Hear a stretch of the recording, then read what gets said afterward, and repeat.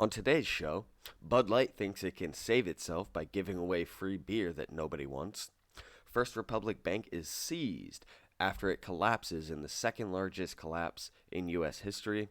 And of course, registration leading to confiscation is always what happens. And now the government wants your silencers. All that on today's AfterWork podcast.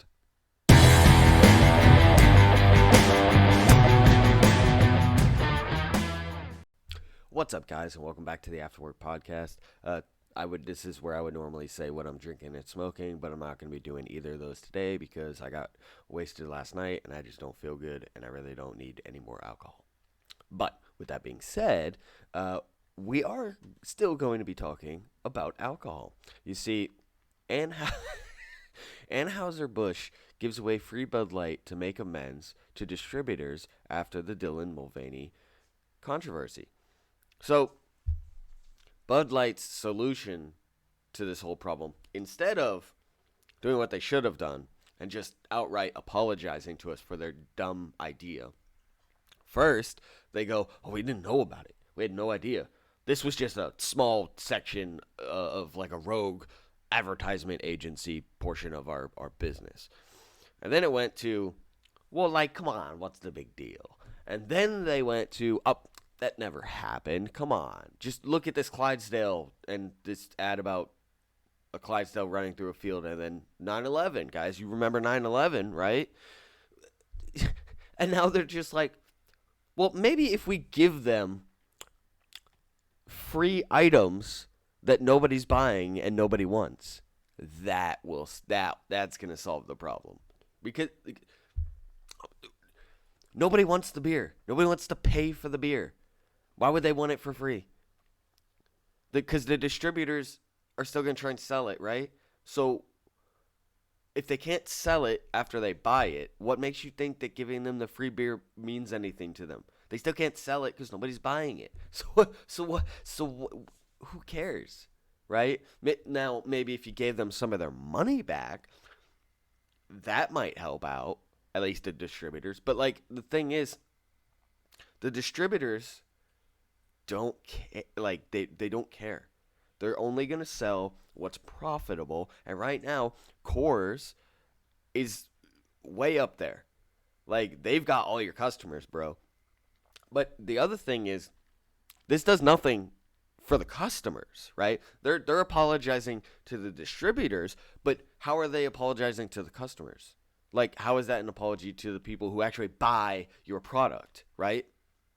It's not. Nobody cares. Everybody's going to be like, "Dude, look, I'm sorry, but you gave free beer to the distributors and they're still trying to sell it to me. So, like, but you never said anything to me. You never apologized." Like, like Bud Light is doing absolutely everything in their power to literally not apologize for this asinine campaign that they did.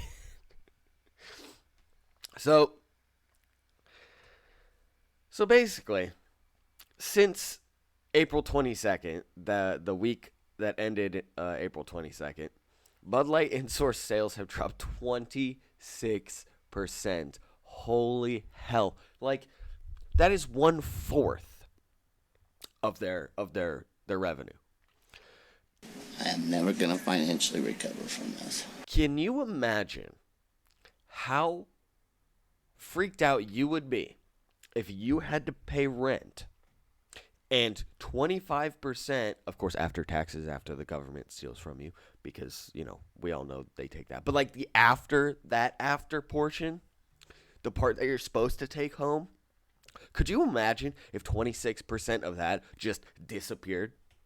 And now you're expected to pay all your expenses? Dude, you would be freaking out, bro. Especially since the prospect of that 26% going to 30, 35% is still on the horizon in the future. So you would be like, "Oh my God, I gotta do something." And you would probably do whatever you could to fix that problem, right? Except Bud Light's not. They're just like, we'll do everything except the one thing that people want us to do. So basically, to combat those losses and its tarnished reputation with customers. The country's largest brewer is trying to make amends with wholesale distributors who have suffered from the controversial partnership.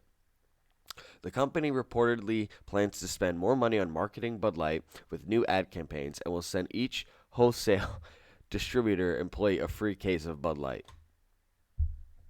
See, when I first read this, I thought that what they meant was, okay, so these guys have lost a bunch of money because they cannot sell this product.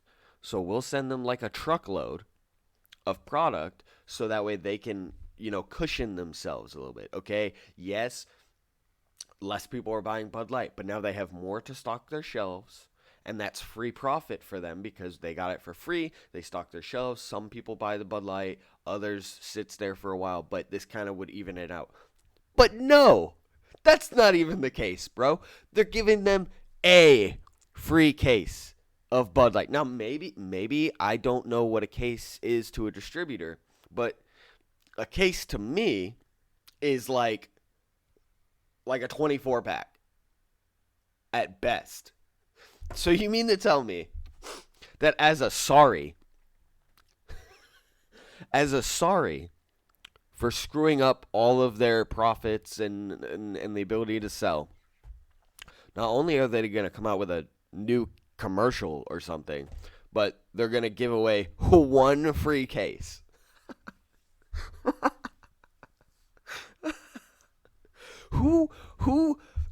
Who did Bud Light hire for their crisis management team? Because they are straight up stupid. Like, holy crap. That is like a slap in the face. Because first of all, that does nothing. That does nothing for the distributor. Are they giving them the free case because they're like, oh, here, have this one free case of beer for you to drink for yourself to get so hammered that you forget how much money you lost? Like, is that their plan? Like, because that's the only way that this makes sense. But second, again, like I said just before, this does nothing for the customers. The people who are actually buying Bud Light are just like, what? How does this affect us at all? Like, when I walk into the store and I go to buy anything other than Bud Light, the distributor is just going to be, like, hammered. Like, of course, I get it. The distributors are usually wholesale distributors that send it to, like, actual liquor stores and stuff. So I'm making a joke. But still, how does that help them at all? I don't understand. It's, I don't know, man. It's weird. So they're also trying to diffuse some of the backlash wholesalers have faced by giving them a letter to show retailers that addresses misconceptions about the Mulvaney partnership. So it says, this can is not a formal campaign or advertisement. Our new vice president of Bud Light and all of us at Anheuser-Busch are committed to reminding all of our consumers why they love Bud Light and why they've made it the number one beer in America. What does that clear up? What? Oh, so because it wasn't a formal campaign or advertisement, what does that mean? It was a formal sponsorship. So it was a campaign or advertisement. And it was formal until people were like, what is this? And started going ape shit over it. That's when you guys were like, oh, it wasn't formal. It wasn't formal at all. No, we didn't pay him a bunch of money and send him a specialty made can with his freaking face on it. That is definitely not a formal campaign or advertisement. What? That makes no fucking sense, bro. Oh my god. So, I'm sorry. This beer is just, their reputation is basically tarnished for like all eternity, because at this point I feel like it's too late to apologize.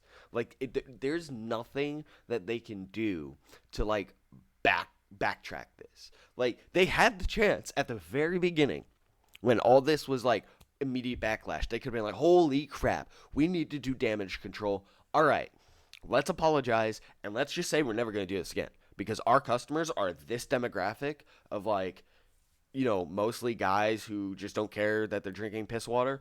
That is our demographic. We can't piss them off. So let's just say we're sorry and hope that this goes away.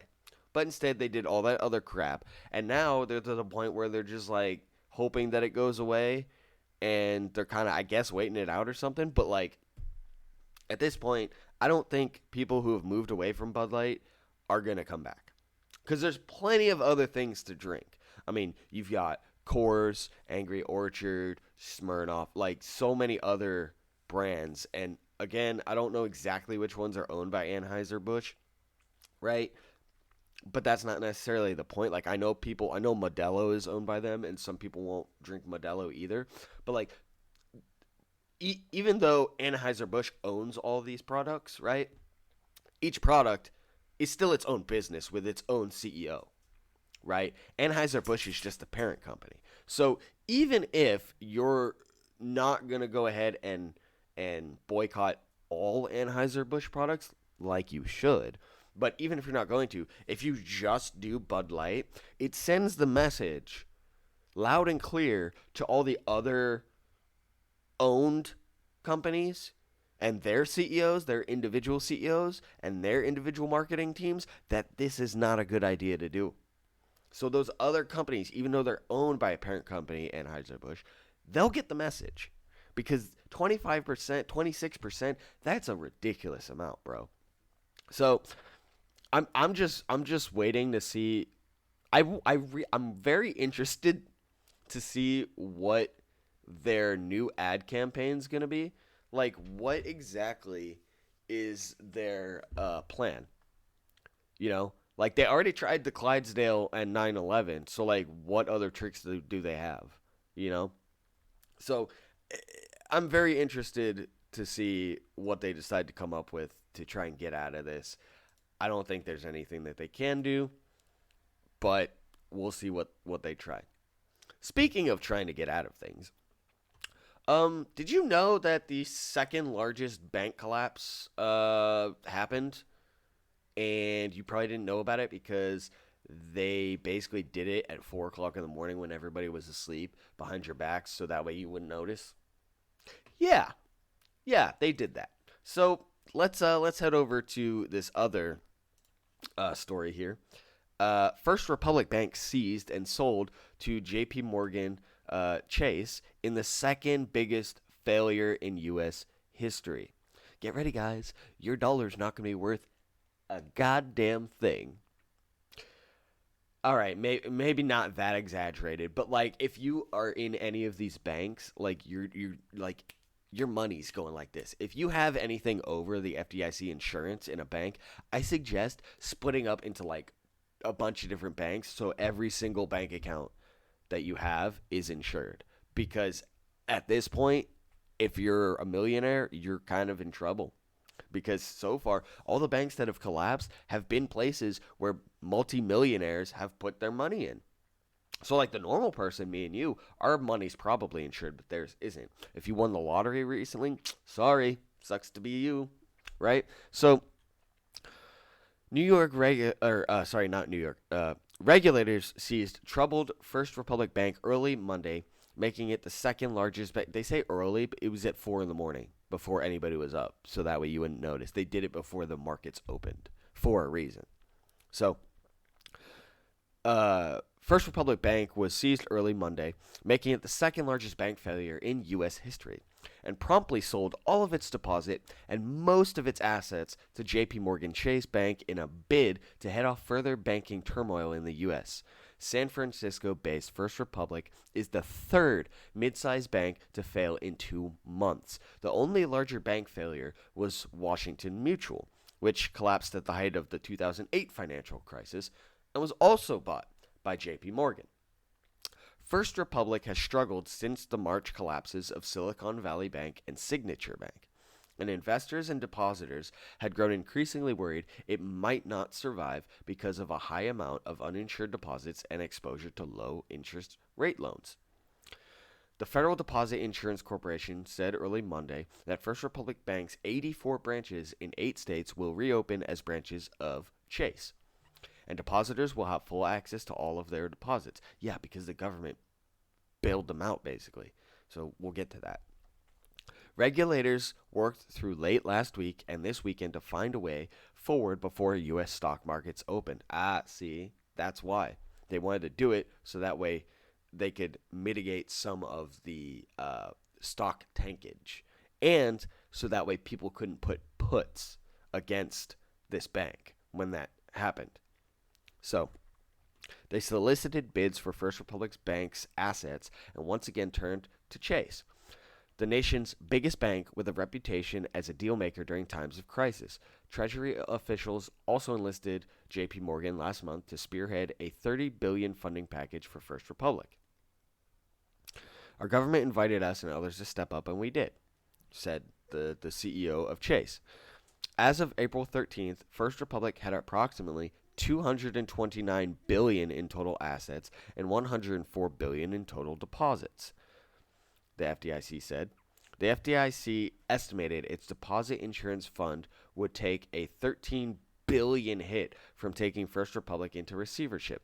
Its rescue of Silicon Valley Bank cost the fund a record $20 billion. Now, here's the funny part.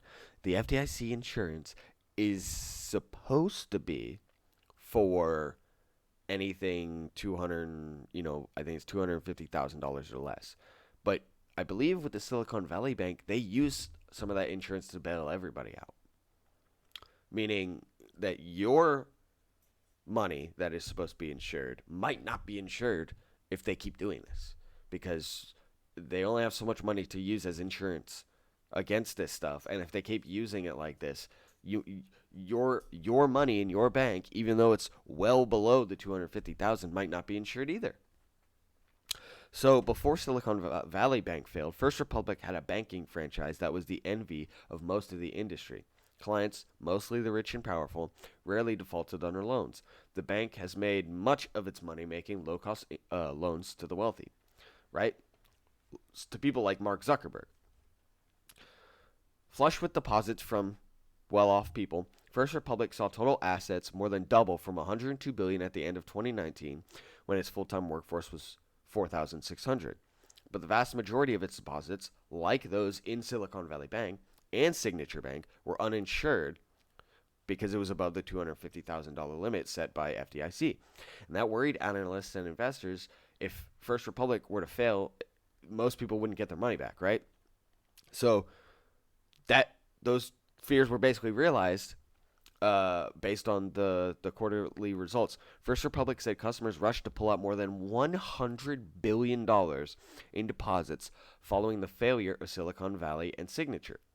Unlike bank runs throughout history, where you have to physically go to the bank to pull out your money, First Republic basically got executed because with digital withdrawals and social media, everybody could just take it out in seconds. So in like a matter of like 10 seconds, bam, $100 billion gone. Okay, it wasn't like that fast, but like over the course of like a day or two, $100 billion gone. And that's money that's no longer like accessible to them to do loans, to pay out other people, to move their money. Like it's gone. So San Francisco-based First Republic said the $30 billion in funding it received mid-March from a group of large banks kind of helped it to turn itself around. The bank planned to sell off unprofitable assets, including the low-interest mortgages that it provided to wealthy clients. It also announced plans to lay off a quarter of its workforce, right? Investors were skeptical, and the devastating quarterly report sent them running for the exits. First Republic shares fell 75% last week and closed out at $3.51. The shares traded at $115 on March 8th. It fell 75%. That's wow. The Federal Reserve and FDIC, which regulate the banking industry, they're going to face criticism over how they handled this. Both acknowledged Friday in separate reports that lax supervision had contributed to the failures of both Silicon and Signature. But for Chase, there may be a sense of deja vu because back in 2008, uh,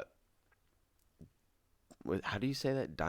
Demon was the go-to banker for Washington to provide solutions for that banking crisis, and J.P. Morgan acquired both Burns, Bear Stearns and Washington Mutual. In a statement, J.P. Morgan portrayed the First Republic deal as beneficial both to the financial system and the company. As part of the agreement, the FDIC will share losses with J.P. Morgan on First Republic's loans. J.P. Morgan expects the addition of First Republic to add $500 million to its net income per year, although it expects to incur a $2 billion cost in integrating them in the first 18 months. So, did you see that part? As part of the agreement, the FDIC will share losses with J.P. Morgan on First Republic's loans. So, that money that goes into FDIC insurance that is supposed to be for $250,000 or less to guarantee that you get your money, they are using that to bail out the wealthy, the extremely rich. These people who have over that amount. Now, obviously, okay, somebody who has like $400,000 in their account isn't necessarily like a millionaire, super wealthy, or anything like that. So, okay, I get, those people probably being like, hey, like, come on now, that's half of what I have, right? But for people who have millions of dollars, you're, what? They're using it to bail out the loans.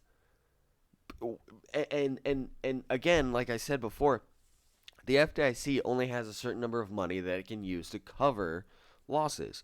And that has been calculated based on the number of customers who have $250,000 or less. The reason they put that number as $250,000, like they have a reason for that.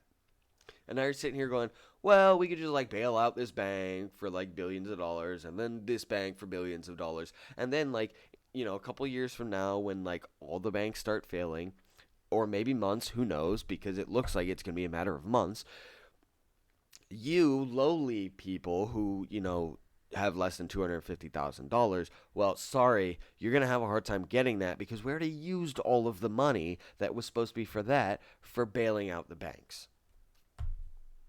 Like the ridiculous mismanagement of our financial system is just I have no words. Like I suggest all of you prepare for not being able to buy things. That simple. Buy some rice, some beans, some of those like food kits, so that way when a loaf of bread costs $50,000, you don't have to go and make $50,000 to go get that bread. You already have 3 years worth of freeze-dried food, okay? Because this is ridiculous. That it's not like at first it was like big news because it was like, oh my god, Silicon Valley Bank just went down and Signature Bank just went down and people were like freaking out because it was all over the news. This one barely made the news because they did it in the middle of the night, right? Like people are gonna not go to their bank for like a month, and then they're gonna walk up to it thinking, hey, didn't this used to be a First Republic and now it says Chase? Like they're gonna be like, what? Okay, obviously they're gonna probably get like emails or like a letter in the mail, but like at some point, all this stuff ends up affecting you one way or another. Like you can't get away from it because it's either mismanagement of funds or it ends up being, government mismanagement, idiocy, whatever, man. Like speaking of government mismanagement and mal-regulation, we have another story, which is the government is trying to take your guns. So, I mean, when are they not? But okay, so here's the thing, right? So, they're trying to, let's pull this up real quick. So, they have a bill right now to ban gun suppressors. Yes, you heard that right. That thing that's already highly, highly regulated, that almost never gets used in any types of mass shootings or anything like that. Yeah, they want to take that away now and make it completely illegal. That thing that's literally only a safety device. Okay. So, for those of you who don't know, silencers are already pretty much illegal. The only way that you can acquire one is to go through a NFA paperwork process that usually takes almost a freaking year to get through to finally get approved, pay a $200 tax stamp, and then you can finally get the suppressor. And because it's an NFA item, there are a lot of places that you can't take it. Okay, so like you can't take it out of state without telling the government that you're taking your NFA item out of state, and you have to designate exactly which state you're going to, right? So like you can't take this on a road trip without telling them every state you're going through and getting approval and permission from the government. And then there are states that actually don't even allow NFA items at all, which is ridiculous. They're sitting here like, oh, we need more regulation. And then the federal government highly regulates an item, and they're like, we will not allow that. Anyway, so this already highly and here's the other thing before I say, so if you're caught with one of these without the paperwork, without the tax stamp, and hell, even if you do have that paperwork and you don't have it and you cross state lines or whatever, like you're looking at like a $250,000 fine, 10 years in jail, like ridiculous things for a hearing aid, basically. Like a suppressor, all it is something that muffles the sound to a more reasonable decibel level. It doesn't make the gun silent. Okay, a lot of people think it does. And in a lot of European countries, it is actually required by law to use these while hunting, because it is a hearing safety device, right? So they want to ban them because these politicians in DC think that a silencer basically makes a gun silent, and our gun laws are made up by people who know nothing about guns. So, United States Senator Tim Kaine, a Virginia Democrat, and Democrat colleagues introduced legislation to ban gun suppressors at the national level as an effort to improve law enforcement responses to mass shootings. Dude, most mass shootings are not done with suppressors at all. Like, come on now. And if they are, it's either some random person who just went insane who happened to already have one, or someone made one and owned it illegally. Like, the Help Empower Americans to Respond or HEAR Act would ban the importation, sale, manufacture, transfer, and possession of silencers, suppressors, devices designed to limit the sound and flash that follows a gunshot. Tracking and locating the sound of gunfire is a large part of shooting responses by law enforcement, Kaine said, and the use of suppressors can reportedly impact the ability of police and detection systems to find a shooter. Dude, okay, let me just address that really quickly. First of all, in a mass shooting, normally, you have no idea where the mass shooter is, or the police get there after the shooting has been well underway. So, like, let's take Las Vegas, for instance. He was shooting out of a hotel into a crowd down below. Because of the way that gunshots echo, nobody could figure out where he was shooting from.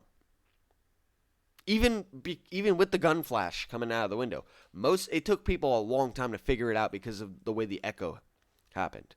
So, number two, a lot of the time when law enforcement responds to, let's say, a school shooting, for instance, when they show up, people can give them the general direction of the actual person. And they have to clear every room on their way to that location regardless. So this whole thing about, oh, well, you can find out where the gunshots are, and that's a BS argument. Can you sometimes? Maybe. But in general, there's so much chaos, it is very difficult. Number one. Number two, well, I already said number two, but okay, so number three, again, the suppressor does not silence the gun, it just makes it quieter, right? So if you're shooting at like 150 decibels, which is going to like knock your eardrums out or whatever, a silencer takes it to like 120, 110, which is still loud as hell. It takes it from like, I don't know, like a bomb exploding to like a jackhammer on concrete. It's still loud. So, anyway, so Kane cited the use of a silencer in the 2019 Virginia Beach mass shooting that left a dozen people dead as a large part of the bill's inspiration. But, like, again, mass shootings are rare as is, but then shootings with a silencer are super rare. He uses this one mass shooting, which is like one of only a couple that were done with a silencer. I mean, it's tragic, but trying to ban an item that's already super regulated, come on. So, law enforcement nearby, some heard the noise, but they thought it was a nail gun or something like that because the silencer suppressed the noise. So the shooting was not discovered until pretty far into it. Lives could have been saved had that silencer not been used. Dude, you know how many times I've been outside and heard stuff that I couldn't determine whether or not it was gunshots or just fireworks? Like, yeah, could the cops have been like, "Oh, is that gunshots?" But they also could have been like, "Oh, is that fire? Like, is it a car backfiring?" Like, there's so many other things that they could have been like, "Oh, I don't know what that is," you know? So to say that they definitely 100% would have been like, "Oh, those are gunshots," no. Depending how far away they were, will have been what made the determining factor, right? You're saying that they were nearby, some nearby, but that doesn't describe how far away they were. Like, what do you mean how far? Like, you know what I mean? Language in the bill carves out exceptions for law enforcement, federal personnel, and others working behalf of governments. Of course it does, because it's rules for thee and not for me. Government gets to use it. Why would they need to use it?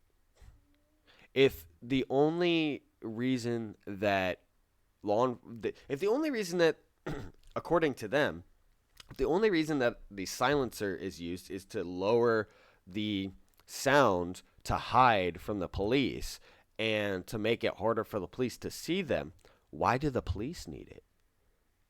Who's going to be going after the police, right? And police have a duty to usually tell you who they are, and by that point, what, like, you know what I mean? Like, the police have no reason to use it according to them, but they carve out an exception for them for everything. That's because police officers sometimes use them to, when they're at the range, whatever, for hearing protection, because it is a safety device. Why it's on the NFA at all makes no sense to me. So, anyway, suppressors, silencers, and other firearm sound devices are not banned at the federal level, but they do require an NFA tax stamp and registration to own. According to the ATF, over 900,000 silencers were registered throughout the country in 2016. Okay, that's in 2016. I'm willing to bet it's probably like 1.2 million as of right now, right? The bill also authorizes the use of buyback programs for silencer owners to hand over their devices before the law takes full effect. Ah, right there. It's not a confiscation. We need registration because, we need to know who has them. Oh, so now that everybody has registered them, and there's probably about 1 million of these things out there, now they know who has them. They don't need to do this buyback. This buyback is put in here specifically to get people who would see it as otherwise unreasonable to agree to it. So that silencer that you paid like $300 or $400 for, yeah, we'll give you a $20 or $50 gift card to like Home Depot or some bullshit. Yeah, here you go. Amazon gift card for $100. Like, that's what they're gonna do. That's what they always do with these buyback programs. They never give you the full value of what you paid for it. They expect you to turn it over and either take the card and be happy that you got a third of the value for your item, or just give it to them because we said so. And to all these people who are like, oh, well, we just need to register them. And then us going, dude, registration always leads to confiscation. And they're like, stop it with that slippery slope argument. This right here proves it. They're sitting here and they're going, well, we need to do a buyback before the law takes full effect. And we're putting this in so that way some people will agree to it who wouldn't otherwise. And then anybody who doesn't hand over their silencers to the buyback program, we're going to come to their house, take their silencer from them, and then sodomize them with it while we throw them in federal prison.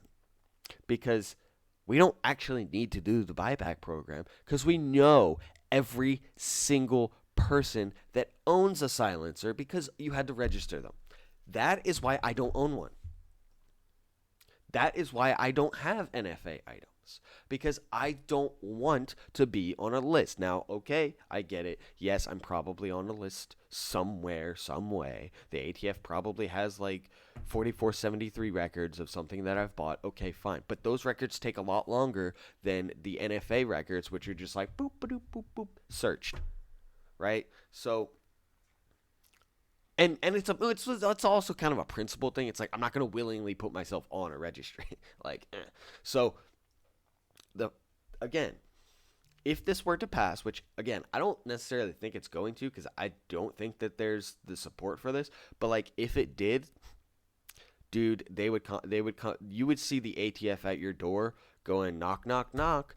Where's all those silencers that you bought legally? Because here's the thing: a lot of people that buy silencers have a lot of them.